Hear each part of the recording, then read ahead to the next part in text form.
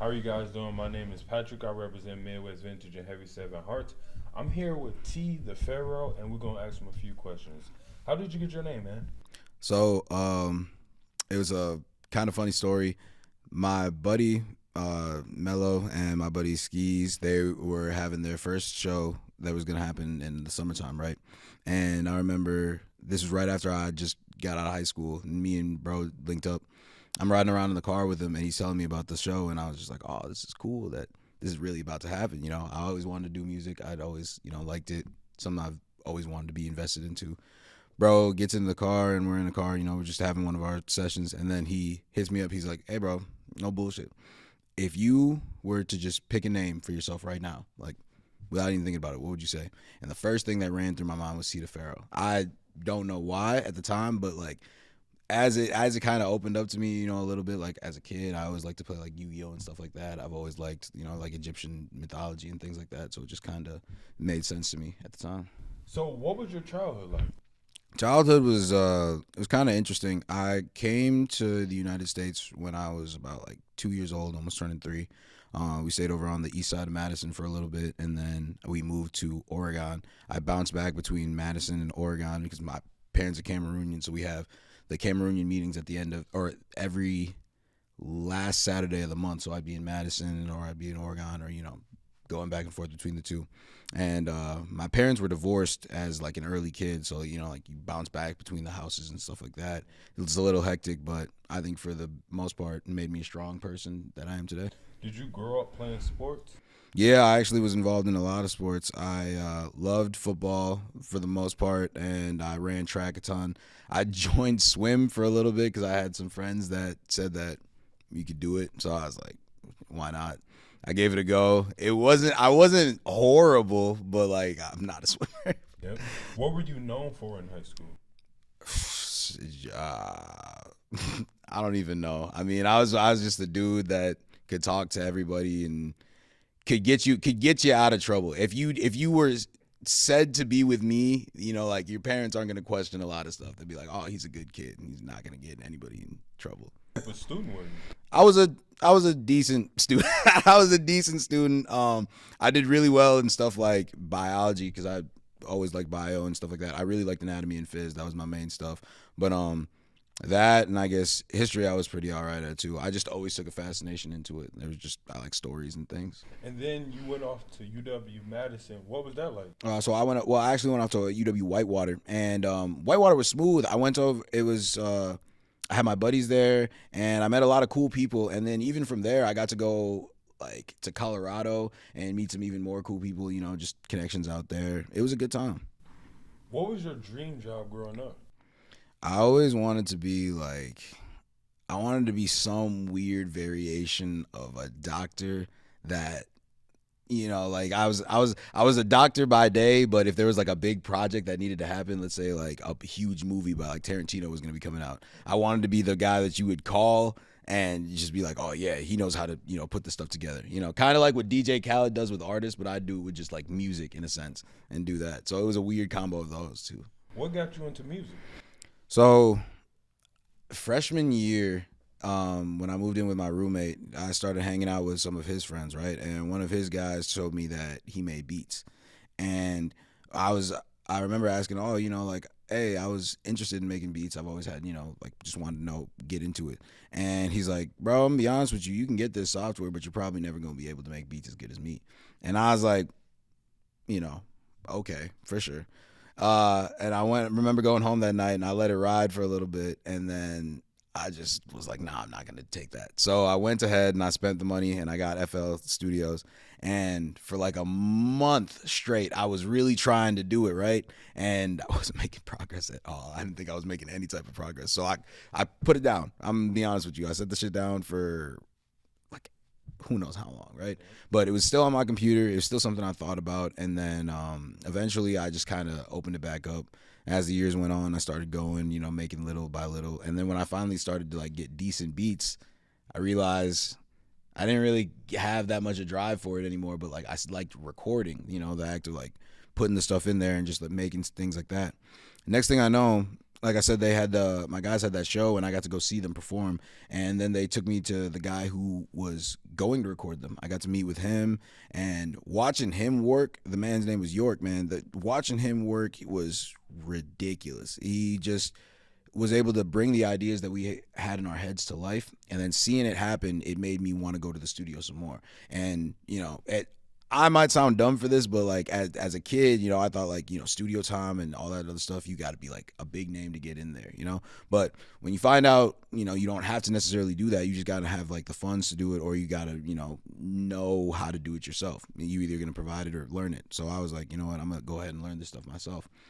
Every time we started recording, I would literally take my chair and tell him, hey, bro, is it cool if I sit right here and just watch your screen? And he's like, go right ahead. Sat there, just looked at it, bug-eyed. And then anytime I didn't understand something, I'd ask a question. He'd break it down for me. I fell in love with it. And the moment, like, I was able to generate and start recording myself and start getting some of my friends right, it was up since there. I knew that this was the path that I was meant to be on. What was the inspiration for your first song? Splash, bro. Splash. me, and bro, this is my roommate as of today. We literally said, bro, let's go write a song. He's like, let's go write a song. I said, all right, bro, let's go do it. Let's go let's just get up there and go do it. We link up with my other producer, T Love. We go down into his basement. We don't do shit. We don't do shit else but sit and listen to some beats. And then we were like, all right, everybody take like some minute and just go, write some shit. And T-Lo wasn't going to write. He already made the beat. So it was just me and bro downstairs cooking. And then we cooked up something, went into the studio, recorded it. I remember just sitting in my guy's house for like a minute, just like contemplating whether or not to drop it, because I was always in my head, like, it was my first song. I was like, shit, I'm trying to do it right. I want to get this out there, like I want to do everything right. I want to make sure like all this stuff. And then eventually I was like, bro, I'm tweaking. Like I be overthinking a lot of stuff. So I just came to the realization I'm tweaking. Listen to bro. He said, you're tweaking, just drop it. Ended up dropping it. And we dropped it. It went up. And then since then, people still reference it to this day. And it's still kind of funny because like it's the first thing I ever made, and it went up. So when did you start taking art seriously? I think, honestly, we, after Splash got such a warm, like welcoming to it, I dropped another song. And after I dropped that second one, it was like, I started to see a little bit of people starting to respond a little bit. It wasn't a lot of stuff, it was just plays here and there, a couple of like 10, 20, very small numbers. It wasn't until I really saw that us as a group, when we were the Young Vets, and we dropped our first like Project Ascension, and the feedback we got from the community just as a whole, people were like, oh, there go the Vets, you know what I'm saying? Like, hey, we like this song, we like this, we like that. And when I saw how much of a warm welcome it was, I was like, all right, this is cool. Let's start taking this some serious and doing a lot more stuff with it. How would you describe your style? I'd say it's just, I'm melodic. At my very core, I'm a melodic artist, but I would also take my music as like situation based. I want to give songs for those situations that you don't think other people would think about. You know what I mean? Like, you want to listen to a sad sounding song, but you're not sad and you're happy. You just want it to sound sad. You know what I'm saying? Or let's say the reverse of that. You want to listen to what's the reverse of that? You want to listen to a sad song that's like with like upbeat stuff to it, right? So I just want to be able to, hit that niche of people that think, oh, there's no song out there that describes how I'm feeling right now. And those are the type of people I want to reach out to. How do you approach your writing? I'm a very avid believer in that each song is really just writing itself. Each artist is just the conduit to which the song writes it. I think that, each artist is different. So when they're listening to beats and stuff like that, and, they're trying to figure out what to put on this, I just kind of see that as you're trying to connect with the sound itself. That's why I think working with a producer and like getting it solid to where he understands your sound, or he understands what like really moves you, is so important, because when you're making music, I think music should just really come from, you're either telling a story or you're creating something at its very basis. There's not a lot of other things like creating music. You know what I mean? You take an idea from God knows where, and then you just pull it out and you add some drums behind it. It makes it come to life. You move some hats just a little bit. You know what I'm saying? Maybe they're not on the one, maybe on the four, or like they're on something else, and it just changes the whole dynamic of it. So I'd say, yeah. I don't know. I like all of it, I guess. What is your biggest influence with music? Biggest influence by far is The Weeknd. I love how atmospheric his songs get. I really love songs with a lot of ambience and that just like make you really feel. If you're like, the hairs on your skin don't pop up when you're listening to the song, I don't think you really are invested into it. And that's what I hope to get on all my music. And it doesn't have to be even that deep. Let's say you're just listening to something where it's like trap and you just want to just ride along in something to ride along to. Still want it to be able to like reach you. What is your favorite studio moment and why? Oh, that's a really good one. I gotta say my first studio, it's gotta be my first recorded like professional studio session.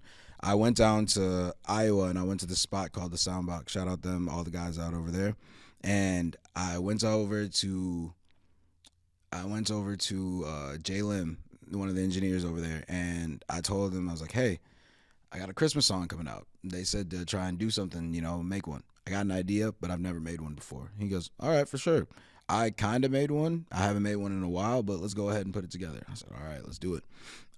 Got in there, laid the stuff down, came back out. We talked about it. He edited it, and I came out with something decent. It's going to be dropping this Friday, so hope y'all enjoy it. And that was my first try at some Christmas music.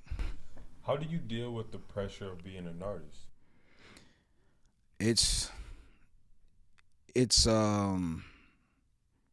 interesting because I think I'm surrounded by a decent amount of people that I can talk to about a lot of the stuff that's going on in my head.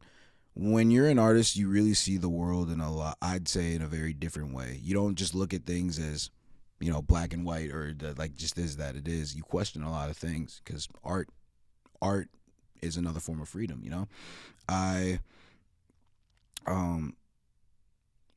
when it comes to like performing and things like that, I look at it as just another opportunity. But when it comes to making something, like let's say I'm making a project and I want to reach people, or I want to speak on a topic that's pretty hot issued, and I want to get people riled up about it. But I know I have to do it carefully because while it is my art, I know just how much it can affect somebody. Take your favorite song, for example, and how strongly you feel about it or how much that moves you. Now, that artist may not know you personally, but when they see all the other people that like truly gravitate to that song, they know, okay, wow, I have this influence over people. I need to use this for good and not bad. So, what is something you wish you knew when starting your career? Prep work, the amount of prep work that you need to have, and how important it is to have a support group of people that are truly in your corner. And when I say truly in your corner, I mean the people that are like, hey bro, where's the music?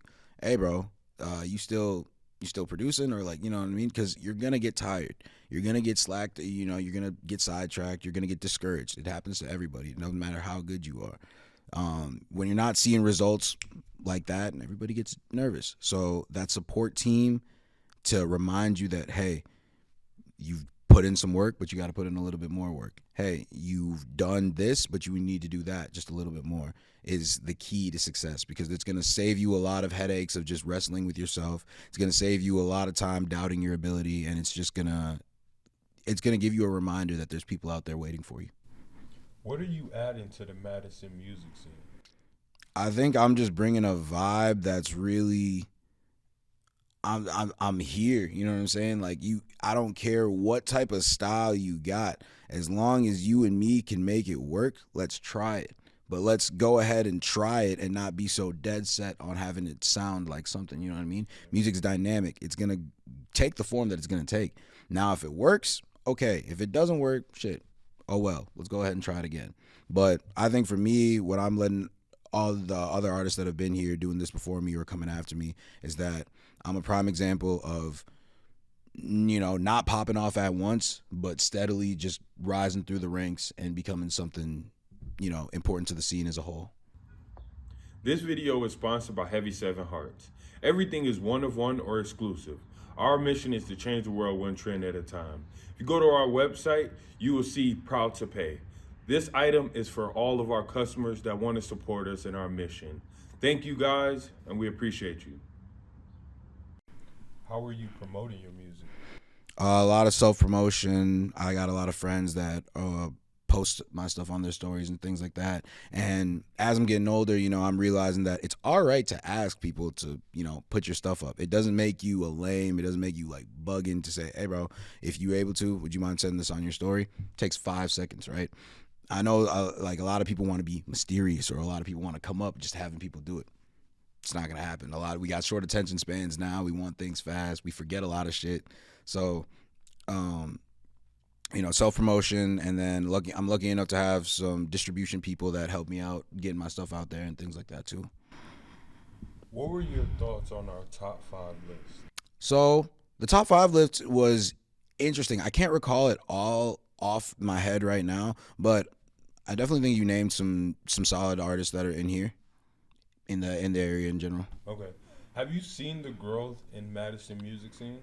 So yes. So I want to say 2017, that summer was when I was really like started to get introduced to the Madison music scene and started to really like, just take knowledge of it. There was a lot going on with the app that was introduced and everything like that, bringing a lot of people together. And there were a lot of meetups that were going on. So I got very familiar with it. And with the addition of the people like, Bino and Seabiscuit putting out all these crazy music videos and really bringing that to life, you definitely see that Madison has a lot of talent here, so much diverse talent, but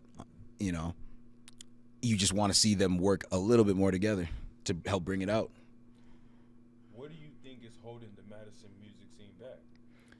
It's, in my opinion, I must just say it like this. It seems like people want to help people, but they're worried that if they help the person, they're going to outshine them, and then they got to chase them, which is kind of a shitty way of thinking about it, because at the end of the day, if that person gets big because you helped them out, they're going to know, they should know, all right, it was you that gave me this platform to do this. I thank you for doing that. Some people don't think that, paying to play is a thing, and I understand that for some artists. Eventually you get to a point where it's like, all right, I've put a lot of money into my stuff. I think you should be able to book me. And if you get to that point, for sure. But if you're not at that level yet, and everybody has to go through the levels, you're not just going to start small and then be big the next day. As you're going through the levels, you should pay your dues. And if you pay your dues early, things are going to go more smoothly for you. I definitely think that if people, when they say they want to collaborate or they want the scene to get together, it's got to be the people that are able to put on shows, got to talk to the people that need the shows to figure out a common ground and say, yo, we want to perform on your settings. You guys want us there. Let's put this together and show that hip hop in Madison isn't bad. We're just doing the same. We're just expressing ourselves the same way that people in any other state would express themselves. And that's just what we need to pitch to the community, to let them know that the music that we want to do, the music that we want to play isn't destructive. It's just us being us. Is there any artist in Madison that you're a fan of, or that you like, man, he really the one? We collabed with our boy Suv, and he's always a cool ass guy. I haven't really worked with anybody else besides Suv, but there's a lot of cool people that I know. Ted Park, he's got some great songs out there. Buddy's name from Off the Ave, another solid ass person out there. I'd love to work with him. I think there's a lot of people in the city that really got a lot of stuff to talk about. Any producers? Producers in the city that are really cool. Off the top of my head, man, there's a kid that went to Oregon for a little bit. I forget what his producer name is, but he did a lot of the stuff on my Valentine's Day project. That's all the beats off there. That's him. So if you need beats, definitely go hit up his Instagram.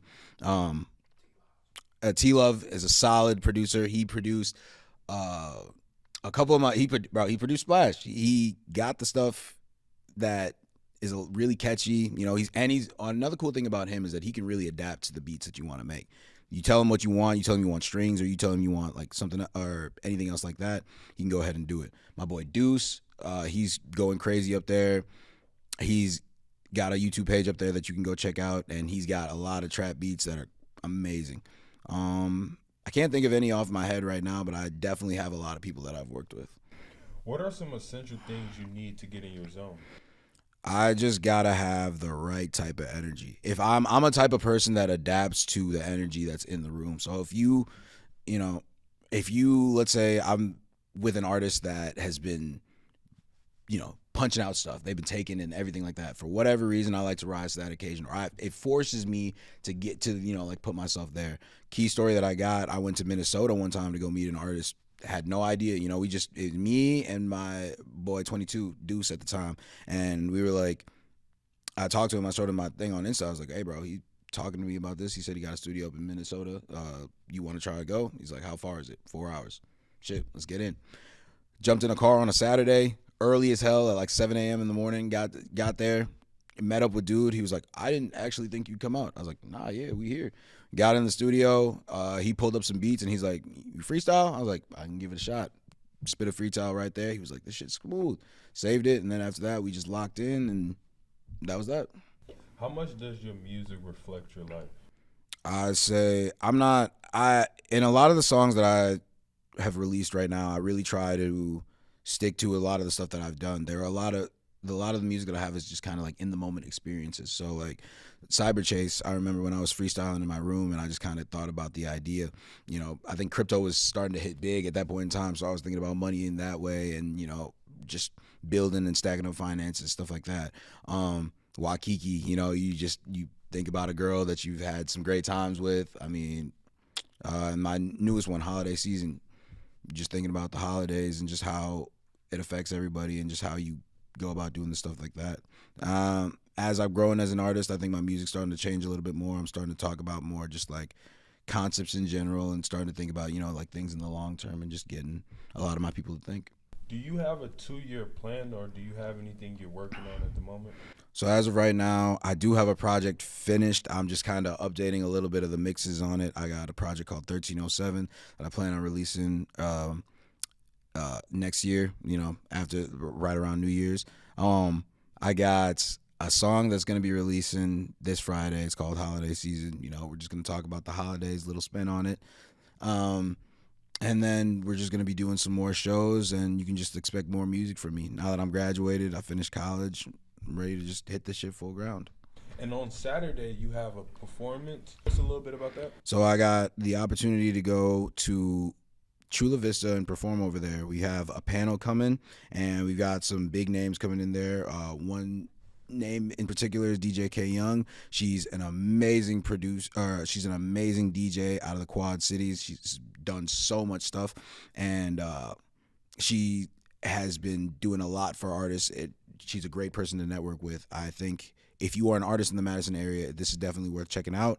There is a link in my bio on Instagram that talks about the event. You can get your tickets if you'd like to perform on Saturday. Go ahead and lock that in. Other than that, yeah, the event is Saturday night. It'll be around like 7 p.m. and I'll get to perform in front of some people and some panelists, get some feedback, and go from there. What is something that if people knew about you, they would be surprised? I guess just how strong I am with like the knowledge of where I come from. I'm a very proud Cameroonian, very proud Ambazonian, and my country means a lot to me just because it is at the center of who I am. I don't think I would hold the values that I have to myself as strongly as I did if I didn't know so much about my country and all the shit that my people fought for and all they had to get through. So I'm very proud to admit that I am from where I am. How does an artist make money? You do it by becoming an entrepreneur. An artist is the car to which you can get to, your financial freedom. It's just like a business, like anything else. Now, it's a business that involves feelings in a certain aspect of it, but you still have to treat it like a business. You still have to provide the content, you have to share the content, you have to market it, and you have to get it approved on other platforms to be able to distribute it to other places and stuff like that. Shows are going to be big, selling clothes are going to be big, selling artwork is going to be big, and then you should also do your knowledge and get some information about like sync licensing and stuff like that. The importance of buying your beats, making sure you own them, or knowing how much percentage of a split you're going to get off this song. Because let's say you make a great song and you want to go send it to Disney, or you want to go send it to MTV or whoever, you want to make sure that the amount of money that you're going to get back on that is worth it, because it's not worth it to just go to these showcases if you're not establishing yourself to be found. If you go to a showcase, let's say you pay $100 to go to a showcase, you don't have an online bio, you don't have an EPK, you don't have headshots, or you don't even have like your social media consolidated into a way that we can find you. And then on top of that, like something else, just an extra tidbit, you don't know anything about like SEO, search engine optimizations. So we have no way to find you now. So if you don't have all these things set up prior to doing, some of these other things before investing into your career, you should think about setting up yourself first so that you do it right. And then after that, start making your content and everything like that. Do you have products or anything that customers can buy or support? As of right now, I just got the music that's out there, so I'd love you guys to go stream that. In the future, you're going to see a lot of clothes coming from me and just my guys in general. We're very tight when it comes to, putting the business out there and everything like that. My boy, my artwork, the guy that does my artwork, shout out my boy Rob, he's got a lot of free artwork up there. He does great with cover art. He's great with animations. Me and him are actually both working on building that up together. So look for that in the future as well. How can supporters support you? You guys can support me by taking pictures, listening to my music. You guys can support me by streaming my music, sharing my music, introducing it to anybody. Any way you guys can get my message across the world, or, just to introduce it to somebody, that supports me. And even if it's just letting me know, reaching out to me on Instagram saying like, hey, you're from my city, I listen to you so much, or like I put my friends onto you, that means the world to me, and I'll get back to you, I promise. Where can people find you on social media? You can find me on all socials at T the Pharaoh. Punch it into Google. I'm linked all the way up there. What are some skills or abilities that have helped you become successful? I would say being patient.